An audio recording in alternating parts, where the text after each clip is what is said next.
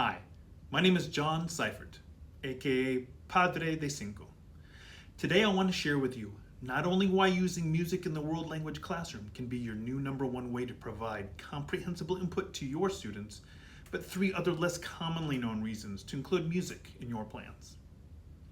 I'm also going to share with you several different ways you can structure a music unit, and I'll give you my top 3 favorite activities to add variety to your lessons. So let's dive in. There are 2 things that every culture in the world has: language and music. Music is an important part of celebrations. We use it to relax, we use it to pump us up. It's entertainment, and it's considered a highly respected skill. It can also tell a bigger story beyond just the melody and rhythm. You can connect with complete strangers when you both know the same song. A song can elicit just about any feeling. A song can recall memories. It can unite a generation, and it can be multi-generational. Music can be part of your identity. Music is truly universal. So what can you use music for? Number 1, we can give our students compelling and comprehensible input. I've already discussed how music is common in every culture. Did you know 95% of the world's population likes music? The reason that it's not 100% is that 5% of humans have musical anhedonia, which is the inability to get pleasure from music. It's an actual neurological disorder found in 1 out of 20 individuals. So keep that in mind next time you have a student that says, another song. It just might be they're not wired to enjoy music. But since music is overwhelmingly a pleasurable activity, we need to harness this in the world language classroom. Using music as an authentic source of the language is a perfect way to get multiple repetitions of the same words and phrases without it becoming boring. A second use of music is to teach culture. There is so much culture to be found in a song and related music videos. You can take a look at regional dialects and vocabulary choice. You can compare musical styles. You can do a deep dive into the artist's background and country of origin. If you're using a music video with a song, you can see how they view overarching themes such as love and friendship, family, food, politics, social justice. You can even look into the current events surrounding the song or the artist. You might compare and contrast how other musical artists approach the same themes or topics. Besides input and culture, a third reason to use music is to look at values. Authentic music is a window into what individuals in a particular culture value. We can see how that is similar or different from our own. And remember to let your students know that one musical artist may not be fully representative of an entire country, but we can keep their values in mind when listening to multiple artists from the same country or region. Finally, a fourth reason to use music in the classroom is to foster interest in future language acquisition. When students get hooked on music in the target language, it carries far beyond the classroom. My students create playlists of their favorite artists and even start introducing new songs and bands to me.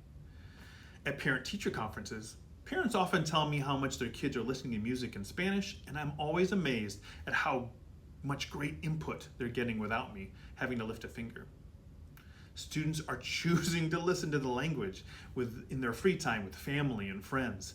It's like my students are volunteering to do homework. It doesn't get much better than that. Now, how do you want to present the music to your class? How often? How much? This will, of course, depend on your current curriculum and how much control you have over it. I am a department of 1, so I have 100% say in what I teach. And because of that, I use music every day. It's one of my 3 focus areas: cuentos, canciones, y comunidad. That is stories, songs, and community. And everything I do in my class is related to one of those 3 pillars. I personally do a song of the week. Every week, except for special times that have their own theme, like Woolly Week or Finals Week or some school celebration, we do a new song. My lessons for the week revolve around the language, culture, and values of that song. I often have key phrases that I have my students focus on, certain grammatical structures or tenses that I'm reinforcing, but they're not the center of my lesson. The language and the connection to students is my central focus. Now, other people use music in different ways. My friend Allison Wienhold does Música Miércoles, where they do a new song each Wednesday. This could be just a bell ringer activity or a focus for the entire period. Others use music only for brain breaks or a warm-up. I know teachers that find songs that directly tie to units they're already teaching, like a class novel or a unit on a particular country. And finally, some like to use music brackets, such as March Music Madness, to garner interest in the students through a friendly, competitive, elimination style bracket. I do like music brackets, but I do them in my own way. Since I do a new song of the week throughout the whole year, I do Mania Musical de Mayo, or May Music Madness bracket. These are songs we listen to throughout the year, and now in May, we put them head to head and vote for our favorites until we have voted for our favorite one of the year. This becomes a great time of reflection for what we have done throughout the year, and I can reuse and review all that great language and culture we've done all year long without the students' groans and complaints that often come with end of the year reviews. Now, when it comes to activities, there are so many things you can do. I'm going to list my top 3 for you today, but I use at least a couple dozen different activities with songs in the classroom. Number 1 is PQA, which is personalized questions and answers. Many teachers use this activity in a variety of ways in the TCI, Teaching with Comprehensible Input, classroom. I love to ask personal questions using the vocabulary and topics found in the songs and videos we use. For example, let's say we're using the song La Cintura by Alvaro Soler. The song's based on the true life opinions that Alvaro thinks he himself is a horrible dancer. In the video, he recruits some friends to help him learn to dance in order to impress a girl. Now we can ask them questions like, do you think Alvaro is a good or a bad dancer? Do you like to dance? Do you think you're a good dancer?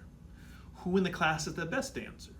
Are boys or girls better dancers? Does anybody take dance lessons? The questions could go on and on. By using the language to talk about teenagers' favorite subjects themselves, I can easily maintain their interest and deliver tons of compelling, comprehensible input. Number 2 is Música Misteriosa, or mysterious music. Each week we dive into a different section of the song and the students try to guess what the lyrics mean. And depending on their level, we can do this individually, with a partner, or even a whole class. Sometimes students will get scaffolding for like uncommon phrases which are translated for them, pictures off to the side to give clues, or difficult lyrics. If they're really difficult, we might do a matching activity where they have to line up the Spanish lyrics with the English translation.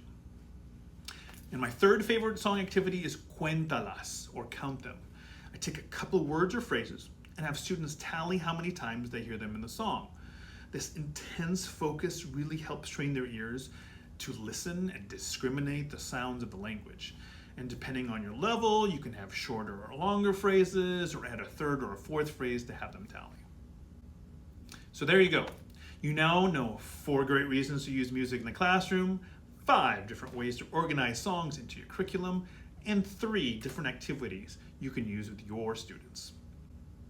Now I want to hear from you. What ideas do you want me to go more in depth about using music in the world language classroom? Comment below and I'll record new videos about what you need most. Maybe you want to hear more about a song of the week, or a song brackets, or how I choose a song.